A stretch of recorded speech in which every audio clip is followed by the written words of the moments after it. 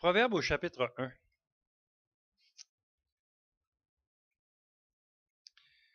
Allez au verset 20. Je veux juste...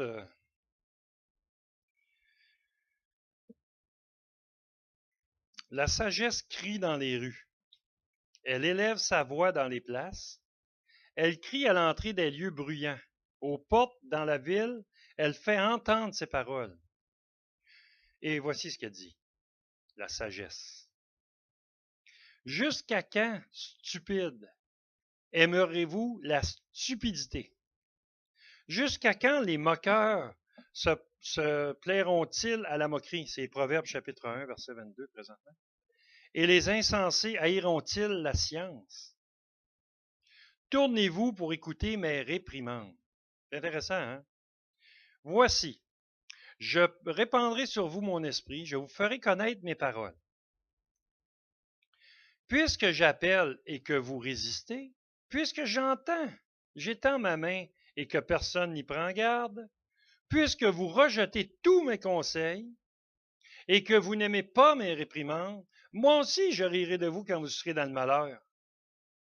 Je me moquerai quand la terreur vous saisira, quand la terreur vous saisira comme une tempête et que le malheur vous enveloppera comme un tourbillon, quand la détresse et l'angoisse fondront sur vous. Alors ils m'appelleront et je ne répondrai pas. Ils me chercheront et ils ne me trouveront pas, parce qu'ils ont haï la science et qu'ils n'ont pas choisi la crainte de l'Éternel, parce qu'ils n'ont point aimé mes conseils et qu'ils ont dédaigné toutes mes réprimandes. Ils se nourrissent du fruit de leur voix et ils se rassasient de leurs propres conseils. Car la résistance des stupides les tue et la sécurité des insensés les perd. Mais celui qui m'écoute reposera avec assurance. Il vivra tranquille et sans craindre aucun mal. C'est bon, hein? Ouais. Alors, qu'est-ce que... Quand on parle de sagesse, il met ça en opposition avec d'autres choses. La sagesse est versus, dans ça, l'insensé, la folie. La croix, la Bible nous dit que c'est une sagesse pour Dieu, mais que c'est une folie pour l'homme. Voyez-vous? Mais quand on comprend la croix, pour nous autres, ça devient sagesse de Dieu. Hein? C'est une belle affaire, c'est pas une folie pantoute. Quand tu comprends tout le sens, ça nous amène à la vie éternelle. Mais naturellement, les gens, qu'est-ce qu'ils aiment le mieux, vous pensez? La sagesse ou la folie? Ouais, sagesse de l'homme, c'est la folie pour Dieu. Voyez-vous, le choix naturel de l'homme, c'est pas la sagesse, c'est la folie. Donnez-moi des exemples. Concrets.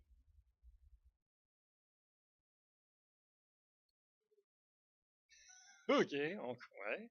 Ça va aller avec un autre point après, mais quand même, c'est bon. Comment vous voyez que l'homme choisit la folie avant la sagesse? OK. Il se confie en lui-même. Il OK. Il pense qu'il a le contrôle de son destin. Dans vos choix quotidiens, comment ça se traduit? Les plaisirs du monde? Oui, exactement. On voit que si tu donnes un choix, deux choix, OK? Tu mets le monde normal devant deux choix, de la margarine ou du beurre. Ils vont dire, le beurre, non, margarine.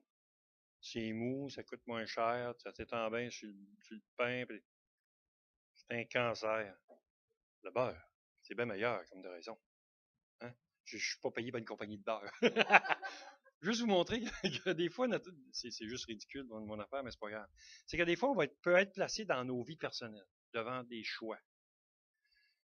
La folie s'exprime rapidement. La sagesse ne court pas.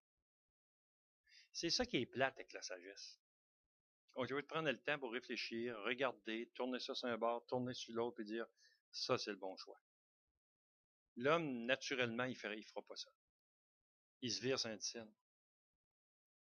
Pourquoi? Ben, la majorité du temps, il va manquer son coup.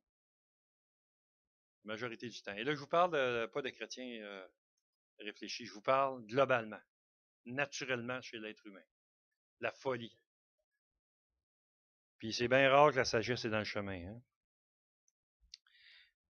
Je dirais, la voie de la folie, ce qu'il faut regarder, c'est sa fin, c'est la finalité des choses.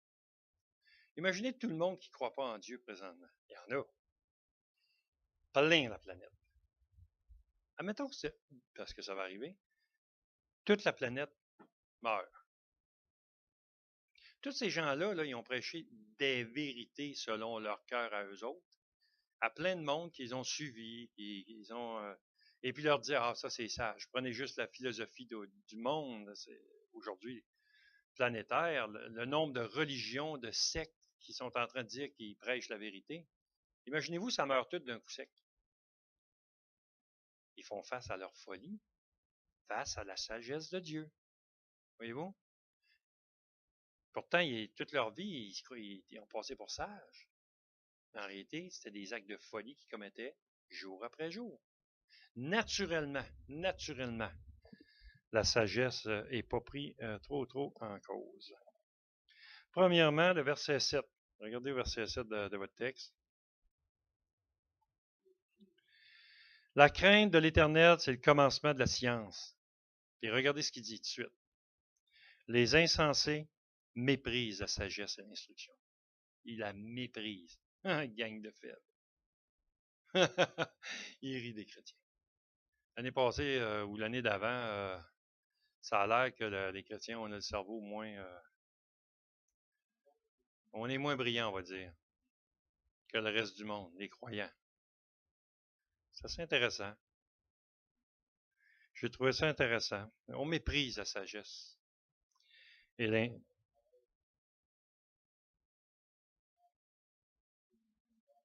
ouais, ouais, c'est ça. Il a choisi des choses viles du monde. Ouais. C'est selon le monde, ouais. Exactement. Ouais, comme la simplicité d'un enfant. Un enfant, il se fait ridiculiser pas à peu près. Hein? Savez-vous ça? Ah, ouais, non, ça va. Il va vieillir, il va vieillir. Ah, attention, attention. C'est ça, c'est exactement ça. Ouais. Regardez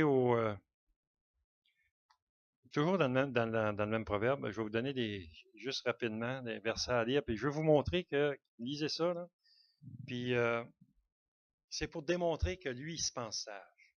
OK? J'aime bien quand on pense des affaires, être capable de mettre des versets dessus. Juste pour pas que ce soit notre pensée qui... Parce que je le sais que vous le savez, ces choses-là, vous avez l'Esprit de Dieu. Mais habituez-vous à prendre la parole pour dire ce que vous avez à dire. Appuyez vos dires par un verset biblique. Ça va vous aider à la sagesse. Ce que ça va faire, c'est que ça va vous reculer avant de dire quelque chose. Parce que quand vous allez affronter quelqu'un, et il va vous regarder, puis lui aussi, il a une pensée. Puis si tu n'es pas capable de mettre la parole dessus, il n'y a pas de différence entre toi et lui, même si tu as raison. Ce que je veux dire, c'est qu'on a l'autorité, un chrétien, supposé marcher sous l'autorité de la parole de Dieu, doit être capable d'appuyer ses dires et ses pensées, ses mouvements à partir de la parole de Dieu. C'est juste ça que je veux vous encourager à faire. Puis je vais vous montrer, je vais juste rester tout le temps dans le premier proverbe. Fait que vous allez voir, ça va aller assez vite. Regardez verset 3, OK? Il se pense sage. Pour recevoir des leçons de bon sens, de justice, d'équité et de droiture, OK? Ça, c'est la sagesse là, qui va parler pour nous aider. Alors, regardez bien ça. Verset 5, il dit que le sage écoute, il augmentera son savoir, et que celui qui est intelligent acquérera de l'habileté. OK, verset 7, il dit la crainte éternelle, c'est le commencement de la sagesse, puis la conclusion de ça, c'est que les insensés méprisent ça. Ils ne veulent pas être instruits. Pourquoi? Parce qu'ils se croient sages. Mais la sagesse a dit arrête, je vais t'instruire. Puis après que tu vas avoir été instruit par la sagesse, savez-vous qu'est-ce que vous allez faire? Vous allez recommencer à lire, puis là, la sagesse va dire arrête, je vais t'instruire. Puis après qu'elle va t'avoir instruit, elle va dire arrête, je vais t'instruire. Ce que je veux vous faire réaliser, c'est que vous n'arriverez jamais au bout de la sagesse. Vous n'arriverez pas au bout. Quand vous allez avoir fini de son instruction, elle en a un autre. en a un autre. Puis après que tu penses que tu es rendu sage, à tes propres yeux, tu tombes dans l'autre classe. Tu tombes dans la classe des insensés. C'est une roue. C'est quelque chose qu'il faut tout le temps que tu sois en train de consulter la sagesse. C'est pas quelque chose que tu as tout d'acquis. Puis c'est intéressant parce que c'est les Proverbes, c'est le livre des Proverbes de Salomon, qui va nous mentionner un paquet d'affaires de même. C'est l'homme le plus sage. C'était quoi son péché? Son manque de sagesse. Il est fort. Moi, c'est pour ça que c'est toute une leçon. Moïse, l'homme le plus patient qui a passé sur la terre. C'est ce que la Bible nous dit. Manque de patience. L'autre, le plus gars, le plus sage, manque de sagesse. Alors, nous autres, on est dans le trouble.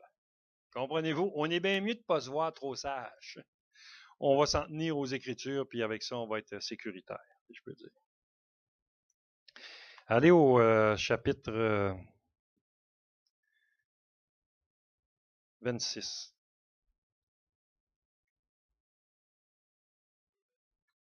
Toujours dans les Proverbes. Okay? Oui, Proverbe 26. Ouais.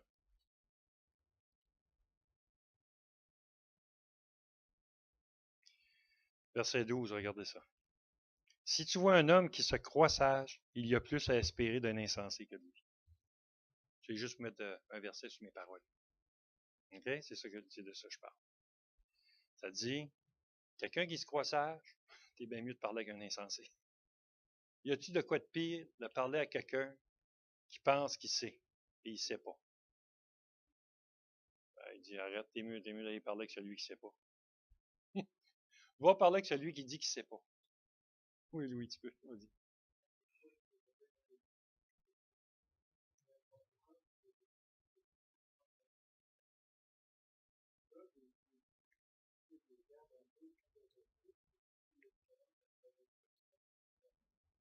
Mhm.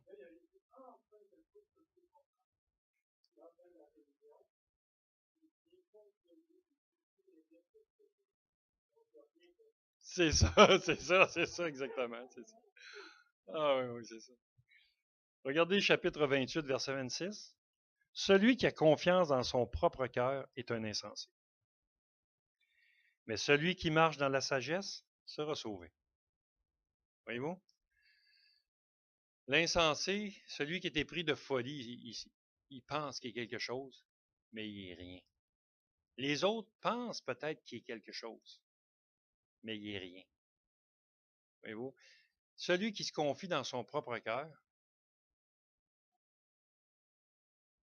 il y a un problème. En fait, le livre des Proverbes est intéressant. Il nous dit que garde ton cœur plus que toute autre chose, car de lui viennent les sources de la vie. Et il se fait bien attention à ton cœur. Confie-toi pas trop là-dedans, il est tout croche. Fais attention à ce qui va rentrer dedans, parce que tu vas être un mauvais conseiller pour toi-même. Oui, absolument. Exactement. Allez dans le chapitre 10, 23, Proverbe 10, 23. Maintenant, je vais regarder avec vous l'insensé qui se croit sage. Il dit, 23, commettre le crime paraît un jeu à l'insensé, mais la sagesse appartient à l'homme intelligent.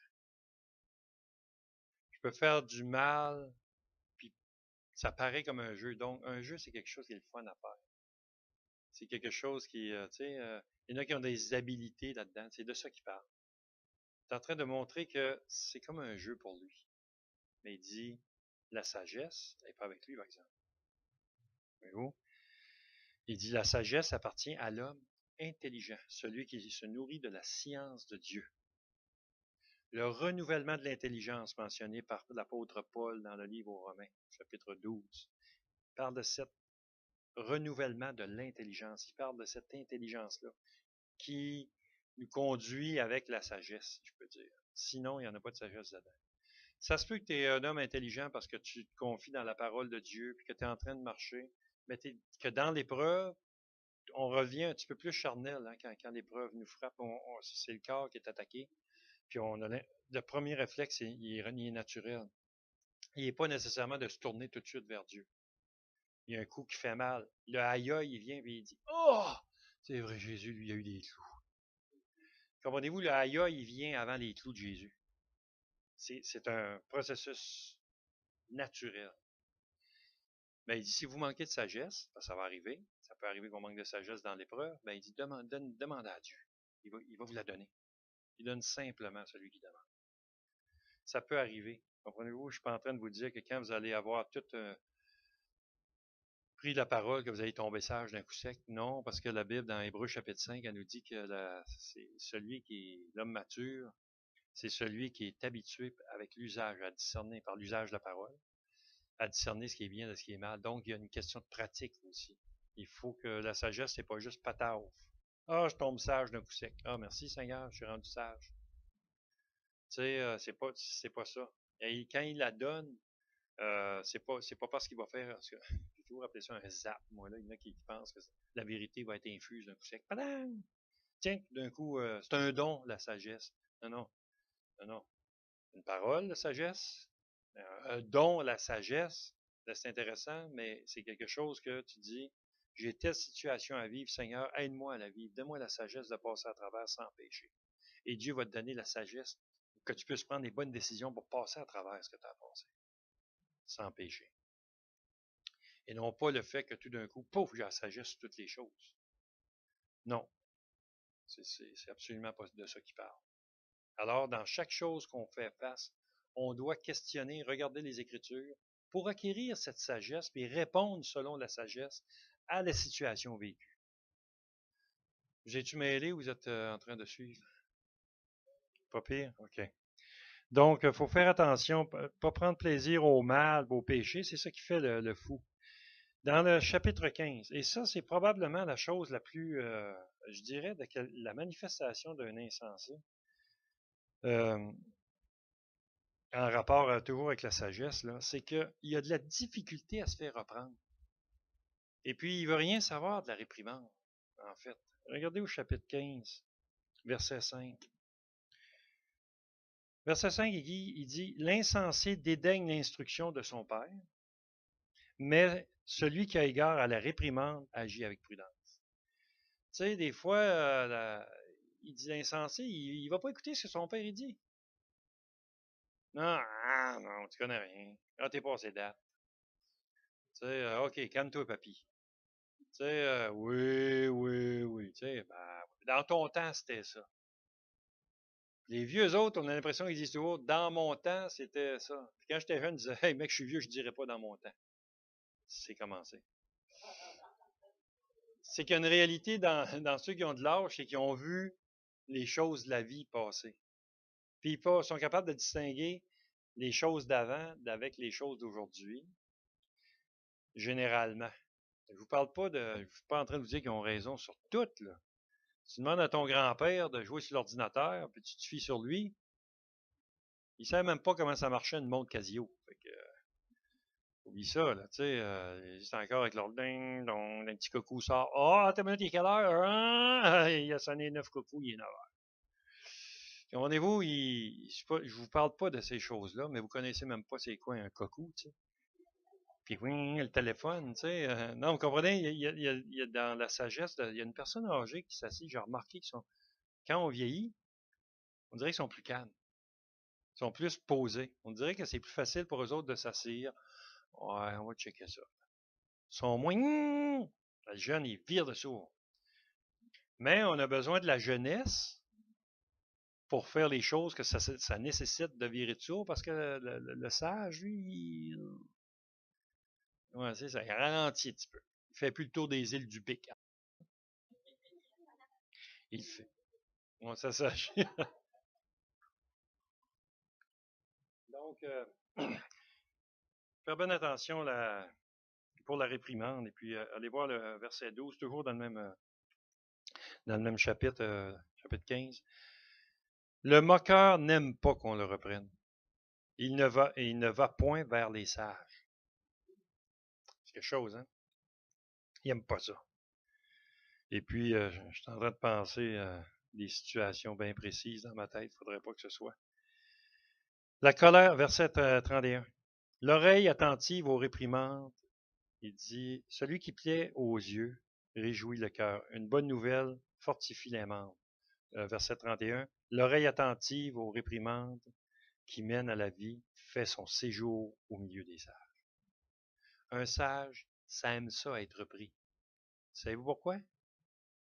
Parce que ça le remet dans le bon chemin, dans le chemin de la sagesse. Le sage, il n'a pas peur d'être repris. Mais il est assez sage pour voir si la réprimande est bonne ou pas.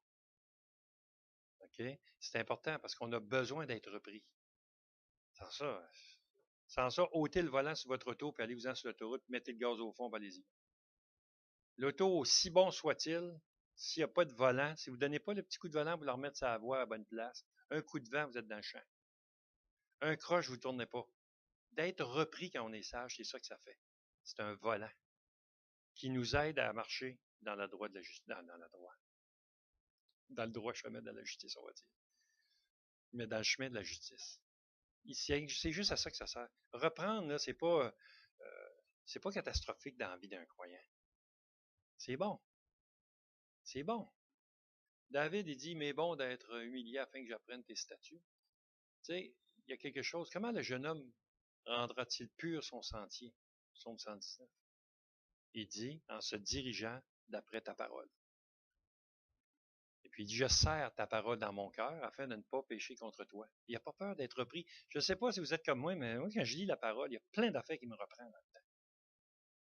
Monsieur, les bouts, ça ne me tente pas.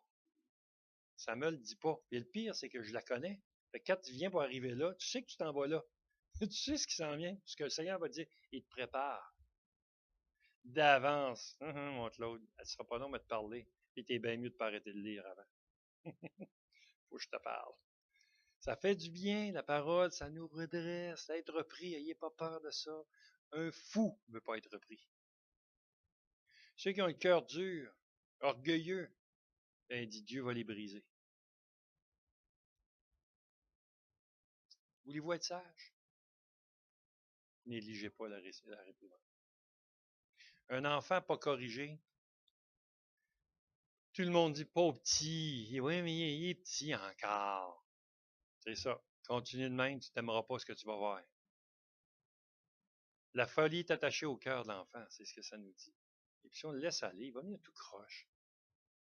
L'enfant laisse déjà voir, dans son jeune âge, si ses actions seront pures et droites. On va savoir tout de suite quelle sorte d'enfant c'est. Ceux qui ont eu plusieurs enfants, là, vous êtes capable de prendre vos enfants, les coller un à côté de l'autre, puis dire lui, aïe aïe, on va avoir du fun avec lui, puis avec l'autre, ah non, ça c'est. Tu es capable de distinguer tout de suite dans ce qu'ils vont faire. Ça, c'est un peureux, ça, c'est un essayeux. Avec qui on va avoir le plus de misère? Le peureux ou l'essayeux? L'essayeux. Faut des breaks, il essaye pas toujours les bonnes affaires. Le peureux, lui, je me souviens d'un de mes enfants, il vient me voir, il me dit, papa, hein, moi, je suis un peureux. Il me dit ça, parce qu'on allait faire des manèges au-dessus de Granby. Il me voit, il dit, moi, papa, je suis un peureux. Ça voulait dire, embarque-moi pas là-dedans. Là, pas de problème avec l'humilité. Non. On l'a embarqué une fois d'un manège, un petit manège d'enfant, sirop. Maman! Il était rendu à 12-13 ans, tu sais. Mais en tout cas, pour lui, c'était clair. Moi, je suis un peu heureux. Pas de trouble. Faut pas avoir peur de ça.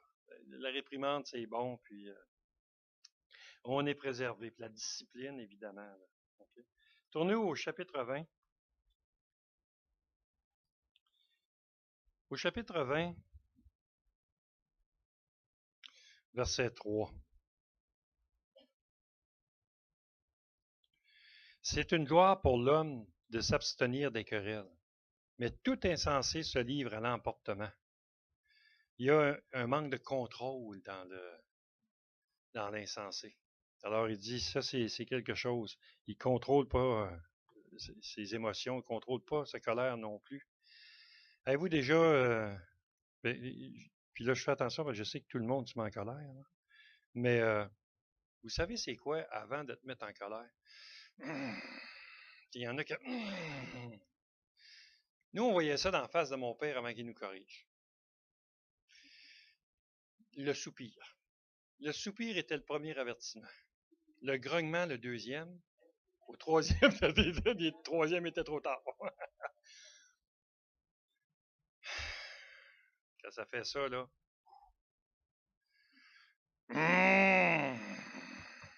Puis quand il disait, c'est Claude, trop tard. Mon père, il revirait pas, lui. Quand même, t'aurais fait tes beaux petits yeux, là. Ça savait pas, là.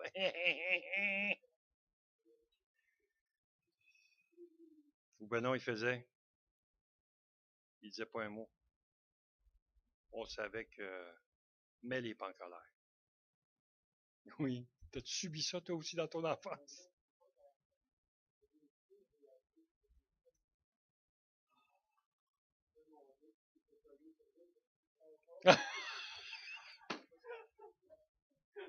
C'est ça.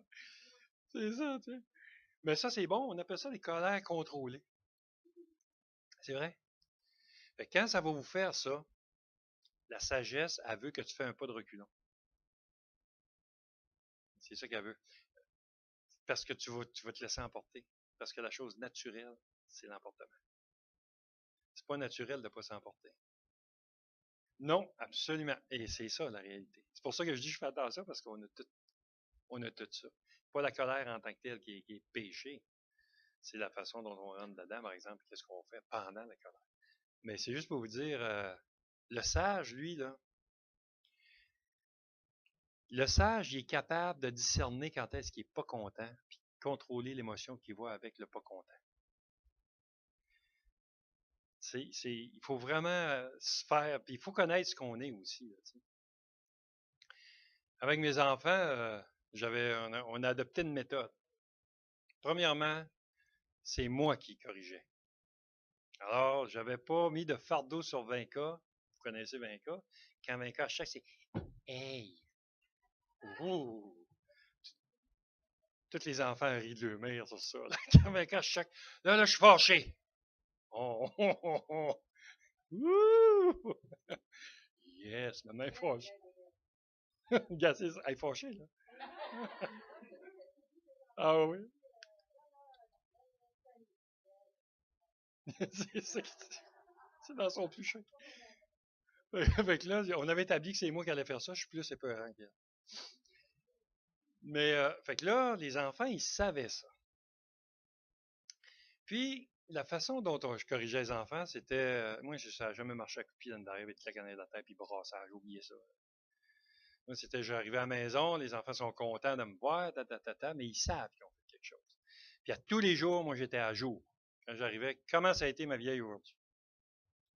Puis là, c'était, écoute, ils nous en ont raconté des enfants, même des affaires que je savais pas. Là.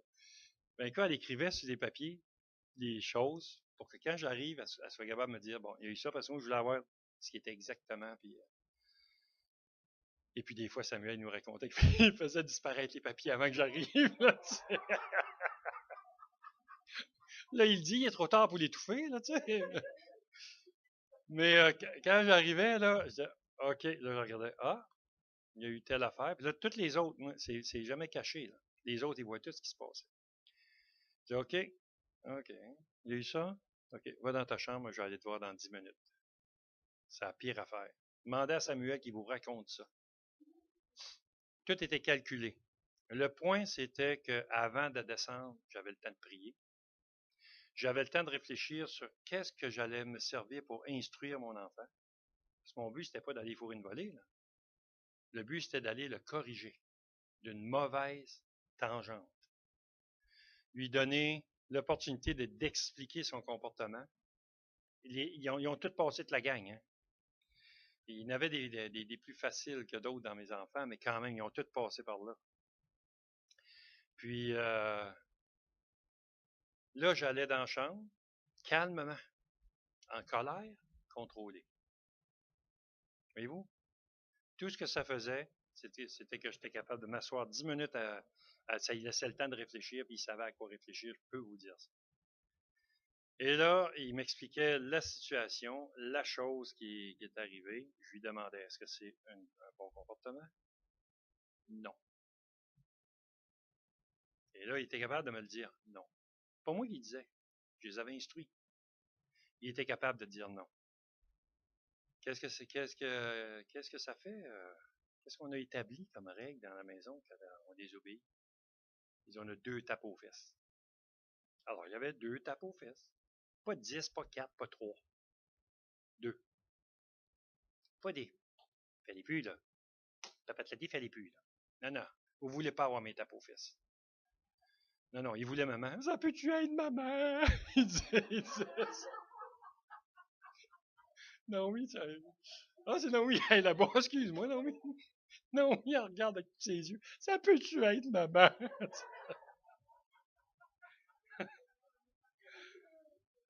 Non. La réponse était sans dire. Mais après qu'il y avait ça, je lui laissais 10 minutes. Puis là, quand c'est fini, il retourne au bout du broyage. Non, non, c'est fini, là. Je dis, en fait, arrête de broyer sec, tu ravales tes larmes. Puis là, il faut que l'enfant il réfléchisse sur ce qu'il a fait, le comportement, puis la conséquence qui est venue. Après la conséquence, qu'est-ce qu'on fait? Il demande pardon à la personne qui a offensé dans la maison, que ce soit son frère, sa soeur, son père, sa mère, n'importe qui, son professeur à l'école, n'importe qui. Il devait rétablir, aller demander pardon à la personne qui avait offensé. Tout le temps. Et après ça, il y avait le pardon. C'était fini. On n'en parlait plus jamais. Jamais. On ne redonnait pas une correction sur quelque chose qui avait déjà été corrigé. Même si l'enfant allait faire 3 fois, 4 fois, 5 fois la même affaire, on ne disait pas, ça fait 5 fois que tu me le fais, là. Là, tu continues, là, ça ne marchait pas de même. Oubliez ça. Quand c'est contrôlé, c'est arrêté. Ça fait 2 fois qu'il fait ça, on va l'adresser. 10 minutes, va dans ta chambre. Samuel, il me disait que c'est pas les tapes aux fesses qui faisait de quoi. C'est le foutu 10 minutes. Il peut-tu mettre ça à 5? Je sais ce que j'ai fait. Puis lui, quand il l'exprime. Oui, assez. Puis là, tu sais, c'est ça la réalité. C'est que, mais en bout de ligne, dans le témoignage, mes enfants, ils n'ont pas eu ce que d'autres enfants ont eu. On n'a pas fait des cultes tous les jours avec les enfants, leur faire apprendre des affaires. Non, moi, le culte dans la vie du croyant, c'est chaque jour que ça se passe. Il arrivait une situation à l'école, on s'assoyait, on regardait dans la Bible qu'est-ce que ça disait, les autres assistaient. On a lu des livres d'histoire missionnaire pour encourager justement à prier pour nos missionnaires. Mais puis quand il y avait besoin d'instruction dans la parole de Dieu, j'arrêtais, je faisais l'instruction. On est allé en fonction de chaque jour les Écritures, si je peux dire. Qu'est-ce qui vit? Parce que quand même, tu dis à l'enfant, tu sais, je vais te montrer toute la Bible au complet. Ah, ils connaissent les affaires des enfants, ils m'ont entendu tout le temps. Mais ce que je veux vous dire, c'est que c'est pas ça qui faisait la différence. Ce qui faisait la différence, c'est quand il était repris sur la base biblique. Alors, j'avais toujours le verset, évidemment, pour leur montrer que ce qu'ils venaient de faire n'était pas bon. Je passais pas des heures à leur faire un sermon, sortir ma concordance, mon dictionnaire biblique, puis commencer à faire une étude de 3 pages. Un enfant, là, le plus bolé, là, il va tenir 10 minutes. Ça, il faut qu'il soit brillant. On parle de 3 minutes qu'il faut que tu ailles donner ta leçon dans 3 minutes à un enfant. Juste pour vous donner une idée. 20 minutes un adulte. C'est pour ça que vous commencez à faire. Mais si je vous illustre les choses, c'est plus, là, ça réveille un petit peu, c'est normal. Mais de doctrine, il ne rentrera pas plus que 20 minutes dans vos têtes. Et c'est pour ça que je me lâche jamais de dire les mêmes affaires. Le point central de ce que je vais vous enseigner dimanche matin, je le répète, vous ne pouvez même pas imaginer le nombre de fois que je redis la même affaire. Parce que c'est juste ça qu'ils ont besoin d'apprendre. C'est ça que je veux qu'ils retiennent. C'est ça qu'il faut qu'ils mettent en pratique. Qu'est-ce que vous allez faire? Choisir la sagesse, choisir la folie. Tout ce que je veux faire avec vous un matin, c'est que vous rendre plus sensible dans ce que vous allez faire prochainement. Est-ce que c'est sage ce que je fais ou est-ce que je suis en train de répondre par la folie? Ça, c'est sage ce qu'il fait. Il n'a pas entendu. Mais ce que je veux vous dire, c'est juste ça. C'est OK, si cette semaine, je m'en vais à la maison, il arrive quelque chose, une situation, votre premier réflexe devrait être de prendre la Bible. Premier réflexe. C'est ça que je veux vous enseigner un matin. Acceptez pas rien sans prendre la Bible. Donnez-vous un verset. Puis, tu sais, j'entends des des belles affaires, tu sais, des fois des chrétiens. Puis là, mais si je lui poserais la question, il ne sait pas d'où ça vient. C'est l'Esprit de Dieu qui parle en lui. Alors moi, le but, c'est juste d'équiper pour te dire, gars, tu as raison dans ce que tu penses. Il y a le verset qui dit ça. Là, tu sors avec une plus de confiance. C'est bon ce que tu dis. Tu parles très bien. Puis là, tu réalises que souvent, là, il y a des gens qui manquent de confiance en eux autres mêmes. Là. Puis ils disent, monsieur, il devrait tellement pas. Tellement pas. Tout ce que ça prend, c'est le petit verset qui vient appuyer et dire, j'écoutais Louis tantôt parler. Louis, c'est super ce que tu fais.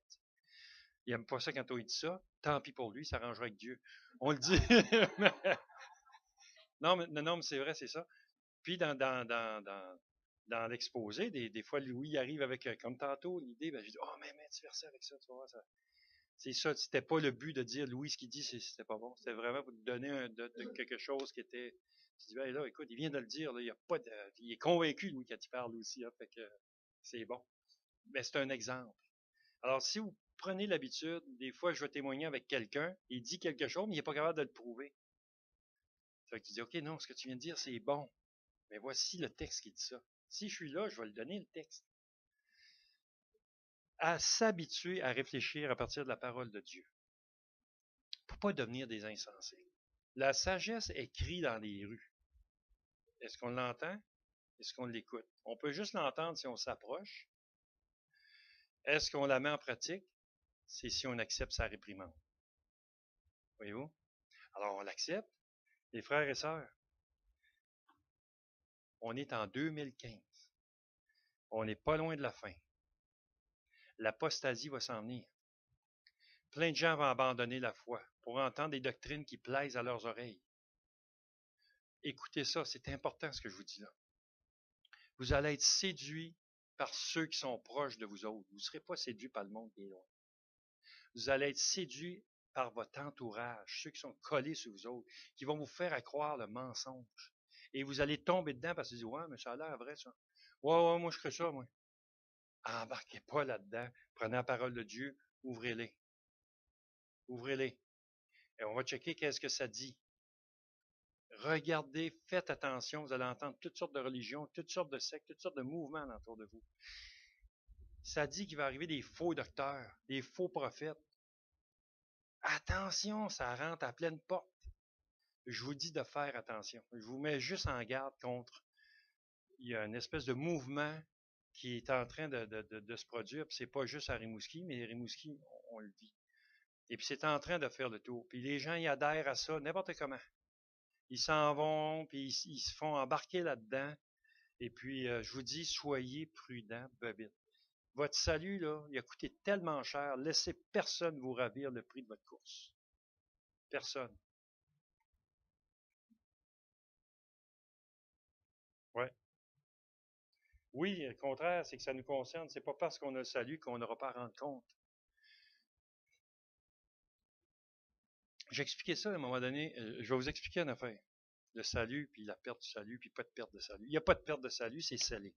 Ça, à la base, c'est ça. Puis ça vient pas de nous autres, le salut. Ça vient de Dieu, puis j'ai pas de contrôle sur ça. Moi, le seul contrôle que j'ai, c'est quand Jésus dit que je vais avoir à rendre compte. Tout le monde va avoir à rendre compte selon ce qu'il aura fait. Je ne peux pas l'effacer de la Bible. Que je sois sauvé ou pas, je vais avoir. Il y a quelque chose qui va me faire mal quelque part. Ouais, c'est ça. C'est plus cet aspect. C'est ça. C'est surtout l'aspect il dit à celui qu'on a donné beaucoup, on va enlever même ce qu'on lui a donné. Tu vois, qu'est-ce qu'il est en train de dire là? Tu te dis, wow, c'est à lui qui a donné peu, ben il va recevoir. Chacun va recevoir selon ce qui a été donné, ce qu'on lui a confié, en fait.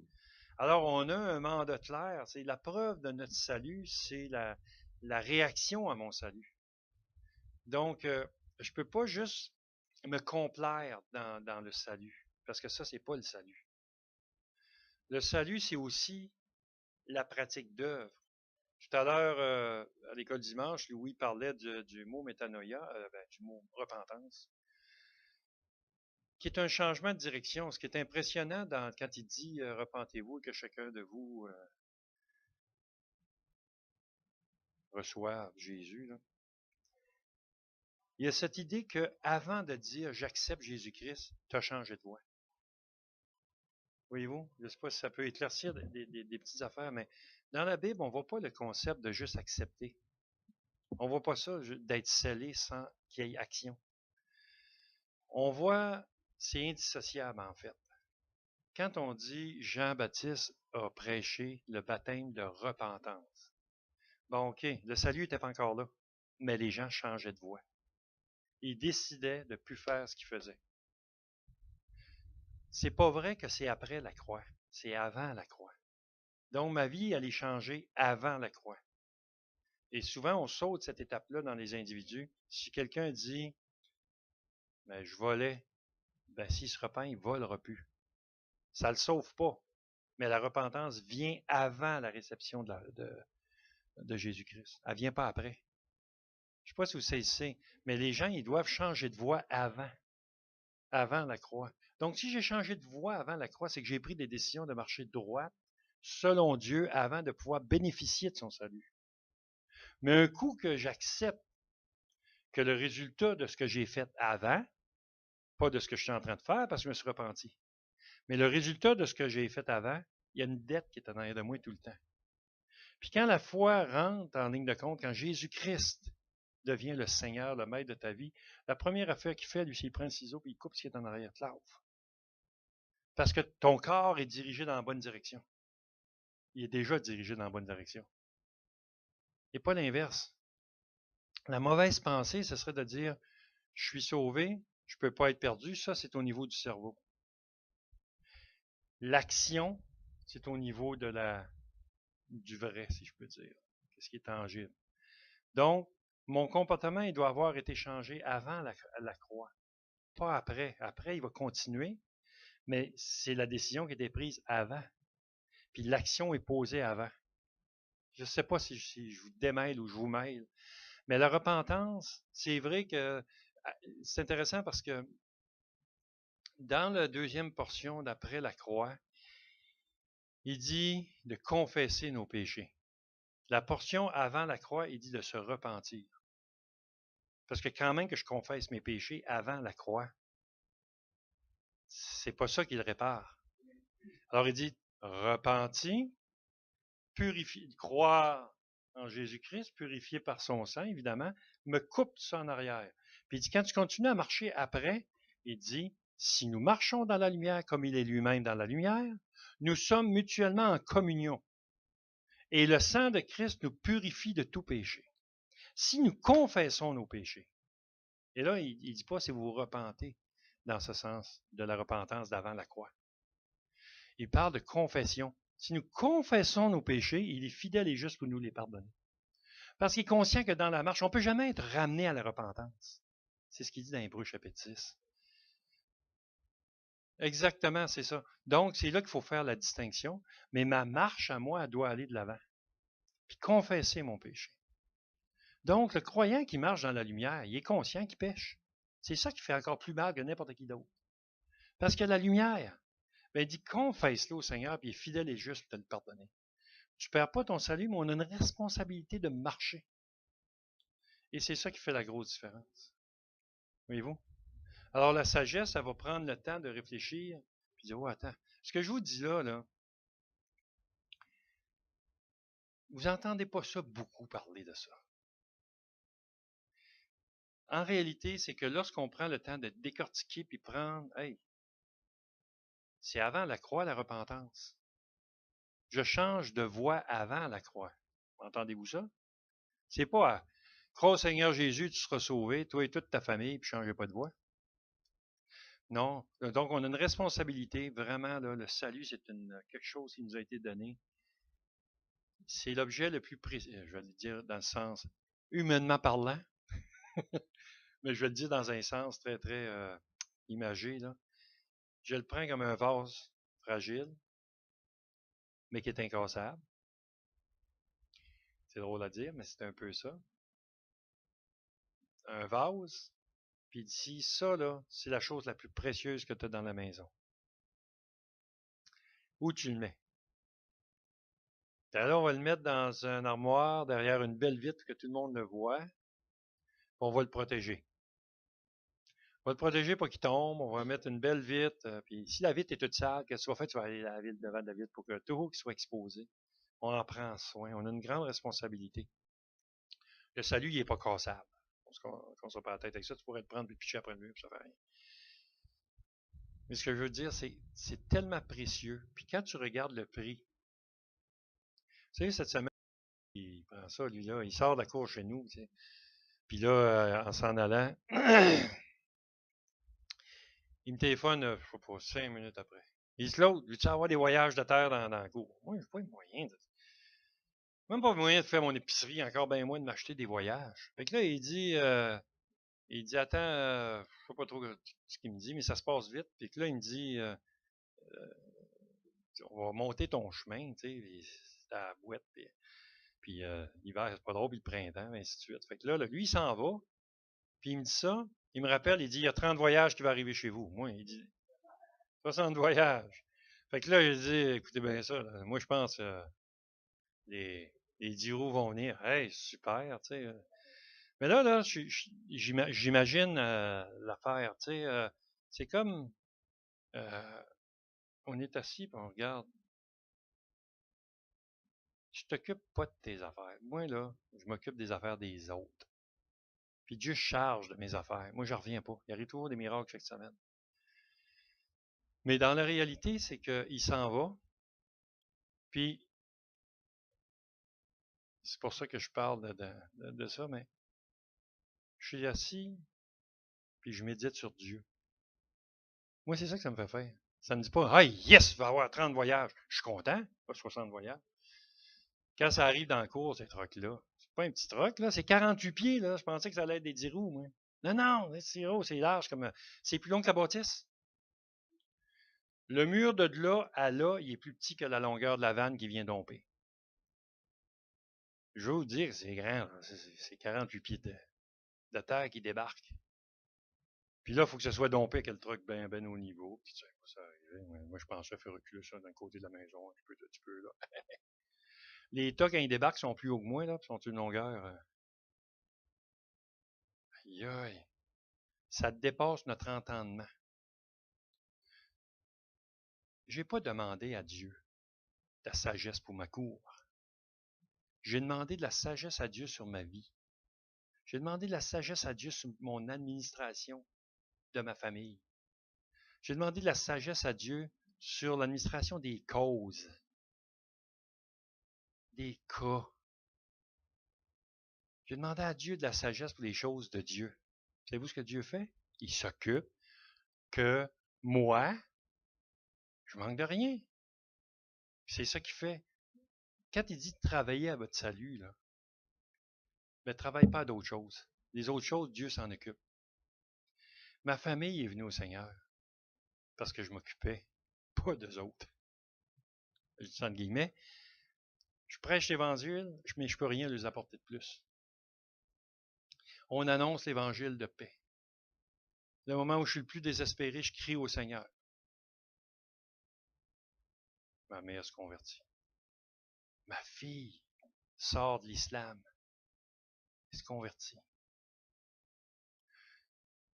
Regardez ce qui se passe alentour de moi, vous allez dire, ouais, il n'y a quasiment plus personne à l'église. J'ai-tu l'air d'un gars nerveux? 2-0 pour une barre, parce que je regarde pourquoi ces gens-là partent. Qu'est-ce qui les a attirés ailleurs? Parce que vous avez ça dans votre église, parce que vous n'avez pas ça dans votre église. Ici, il y a deux sortes de gens qui parlent. Ceux qui disent qu'on n'a pas ça, on n'a pas ça, on n'a pas ça. Puis ceux qui disent, vous avez ça, vous avez ça, vous avez ça. Deux sortes. Je ne m'occupe pas de ça. Sont-ils partis dans le monde? Non. Je m'occupe pas. Ça me stresse tellement pas, là. Il y a des vraies choses à s'occuper. Puis moi, les vraies choses pour moi, là, c'est pas le chrétien qui brogue son anane parce qu'il n'y a pas d'école du dimanche, ou bien donc on n'a pas ci, comment ça, on n'a plus ça, on avait ça, on avait ça. Ben, fais-les.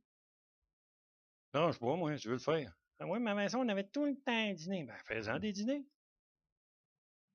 Ça me dérange pas, moi. C'est pas de ça que je m'occupe. Moi, ce qui me stresse, c'est les âmes perdues. Eux autres, je les ai à cœur. Savez-vous que j'ai tellement à cœur mon voisin, là, que je passe plus de temps à penser à... Il s'appelle... Penser qu'à penser à beaucoup de monde dans l'Église. Je peux vous le dire tout de suite. Pourquoi? Parce que j'ai un fardeau. Je passe du temps à penser aux religieuses à l'île Anticosti, là, qui soupirent après ma prochaine visite. Puis que je reçois un téléphone hier. Puis Claude, as-tu des Nouveaux Testaments à l'île? C'est-tu le fun d'entendre ça? Ah, je suis dit, ah, là, je dirais qu'elle va rentrer dans ma chambre. J'en ai sur le bureau, on a dans une petite caisse. Quelqu'un qui te téléphone pour te dire, voici la réalité du travail que tu fais. Il y a quelqu'un qui veut des Nouveaux Testaments. T'en restes-tu? Ah, d'être obligé de dire, oh, yeah, il m'en reste encore. Voyez-vous? Ça, c'est intéressant. Occupons-nous des choses de Dieu, des vraies affaires. Puis les vraies affaires, c'est quoi? C'est les âmes perdues. Moi, là, des boudeux, là, ben voyons donc. C'est pas une maternelle, c'est une église. L'église de Jésus-Christ. Puis moi, là, vous voulez savoir comment je règle les conflits? Je regarde dans la Bible. C'est écrit pardonne, pardonne. Si quelqu'un a un sujet de se plaindre des uns des autres, il dit pardonnez-vous réciproquement. C'est écrit, ça. Prenez soin les uns des autres. Endurez-vous les uns des autres. Supportez-vous les uns les autres. Moi, c'est à ça que je crois. Alors, si vous voyez ça, tout ça, ça vous trouble, là. J'entends, hey, ça a l'air que ça va mal. Ah, ouais. Monsieur, as-tu quelqu'un qui a tué quelqu'un? Pas un autre. Aller mal, là, c'est ce qui est arrivé en France cette semaine.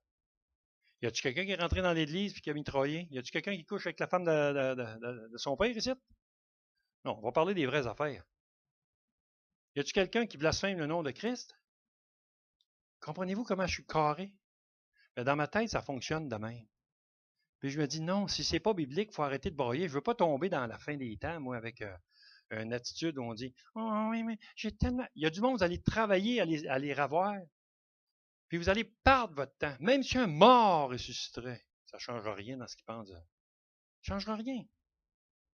Est-ce qu'on a une église évangélique? Amener du monde. Amener des inconvertis, tout croche. Des femmes mariées ensemble, des hommes mariés ensemble, un changé de sexe, puis l'autre. Amenez-les, qui entendent parler de l'Évangile. Commencez pas à juger. Voyez-vous? Ah, moi, je ne vais pas là. C'est pas la sainteté, ça. Jésus-Christ rentre à travers des prostituées. Tout le monde en regarde à côté. Tout le monde. Ses disciples le regardent. Il ne me fera pas rentrer là, lui. Parce que moi, je suis ben trop saint. Jésus rentre, lui. Puis qui est le plus saint de la gang? Voyez-vous? La maîtrise de soi vaut mieux que l'insensé.